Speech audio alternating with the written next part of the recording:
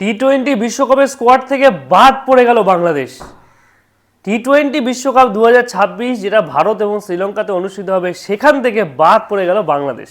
বাংলাদেশকে আইসিসি পুরোপুরিভাবে বাদ দিয়ে দিল। বিশ্বকাপ থেকে বাদ পড়ে বাংলাদেশের মনের অবস্থা খুবই খারাপ। কেন খারাপ হবে না? এক মুস্তাফিজুর ইস্যুতে বিসিসিআইকে বিভিন্ন রকমভাবে তারা মন্তব্য করেছিল, আইসিসির কাছে কমপ্লেন করেছিল যে আমাদের মুস্তাফিজুর রহমানকে যেহেতু সিকিউরিটি দিতে পারছে না আইপিএল কর্তৃপক্ষ বা বিসিসিআই কর্তৃপক্ষ, সেখানে আমরা কিভাবে বাংলাদেশ থেকে ভারতবর্ষে আসবো ক্রিকেট খেলতে, কী করে আসবো, এইরকম নানা রকম পিটিশন থেকে শুরু করে তাদের নিজেদের যে ইচ্ছা, বিসিবির পরিচালক নাজমুল ইসলাম থেকে শুরু করে প্রত্যেকেই যারা যারা রয়েছে তারা প্রত্যেকেই বুলবুলরা প্রত্যেকেই বলছে না না না না আমরা খেলবো না, আমরা ভারতবর্ষে ক্রিকেট খেলতে যাব না, এবং সেটাই শেষ পর্যন্ত করলো।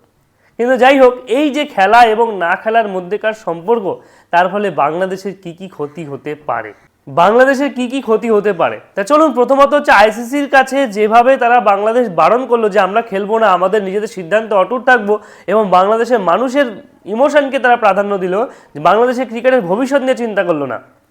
এক ভারত ইস্যুতেই যখন জগনমোহন ডালমিয়া ছিল, তখন তার ইচ্ছাতেই বা তার হাত ধরাতেই বাংলাদেশ ক্রিকেট কিন্তু উঠে এসেছিল, সেটা টেস্ট ক্রিকেটের মর্যাদা পাক বা বাংলাদেশ ক্রিকেটকে উন্নতি শিখরে পৌঁছানো, সমস্ত কিছু কিন্তু জগনমোহন ডালমিয়া এবং ভারত কিন্তু প্রতি বছর বারে বারে করে গেছে। বাংলাদেশের সাথে সিরিজ খেলেছে, বাংলাদেশের সাথে খেলা দেখিয়েছে, বাংলাদেশকে অনেক রকম সুযোগ সুবিধা দিয়েছে ক্রিকেট খেলোয়াড় থেকে শুরু করে বিভিন্ন দিক থেকে। আজকে সেই বাংলাদেশ ভারতেরই মধ্যে, ভারতেরই ইস্যুতে অর্থাৎ মুস্তাফিজুর রহমান ইস্যুতে ভারতে থাকা বিশ্বকাপকে তারা বয়কট করলো। এর ফল কী হলো? শুধুমাত্র পাকিস্তানের সঙ্গ পাওয়ার জন্য, পাকিস্তানের ভালোবাসা পাওয়ার জন্য শুধুমাত্র কিন্তু আজকে বাংলাদেশ নিজেদের গদিটা হারালো। এর ফলে কিন্তু আইসিসি তাদের সাথে আর কী করতে পারে? এখন তো শুধুমাত্র গ্রুপ থেকে সরিয়েছে, এরপরে আইসিসি কিন্তু বিরাট বড় ব্যান বা নিষেধাজ্ঞা জারি করতে পারে বাংলাদেশের সাথে। আপনাদের কি মনে হয় যে বাংলাদেশ খুব সহজে পার পেয়ে যাবে? বাংলাদেশের খেলোয়াড়রা খুব সহজে পার পেয়ে যাবে? আজকে হয়তো সারা বাংলাদেশের মানুষের মন খারাপ হতে পারে, কিন্তু এই সত্য কথাগুলো মেনে নেওয়া ছাড়া কোনো কষ্ট বা কোনো বিষয় হতেই পারে না। প্রথমত হচ্ছে আইসিসি থেকে যে পরিমাণ লভ্যাংশ পেত, যে পরিমাণ টাকা পেত বাংলাদেশ, সেই টাকাটা পাওয়া বন্ধ হয়ে যাবে। সেই টাকাটার সংখ্যা প্রায় 200 কোটির ওপরে বার্ষিক। এছাড়া বাংলাদেশের সাথে ভারতের যে সিরিজের কথা ছিল, এছাড়া বাংলাদেশের যে দ্বিপাক্ষিক সিরিজ বা ত্রিপাক্ষিক সিরিজ যেগুলোতে তারা খেলতো, সেই খেলাগুলো কিন্তু আস্তে আস্তে বন্ধ হতে চলবে। তার একটাই কারণ, যেহেতু বাংলাদেশ অলরেডি আইসিসির সাথে কথাবার্তা কাটাকাটি করেছে, আদান প্রদান করেছে, এবং আইসিসির দেওয়া লিস্টে গ্রুপ থেকে তারা নিজেদের নাম প্রত্যাহার করেছে।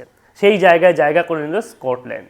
এখন বাংলাদেশের সামনে কিন্তু একটাই কথা, একটাই পথ, একটাই রাস্তা, সেটা হচ্ছে নিজের বর্ষতা স্বীকার করা। তাই যাই হোক, সে বাংলাদেশ বর্ষতা স্বীকার করবে না। তাদের জনগণের কথা মেনে, তাদের কিছু মানুষের আবেগ মেনে তারা বাংলাদেশ ক্রিকেটের ভবিষ্যৎটাকে পুরো নিশ্চিন্তে চোরমার করে দিল।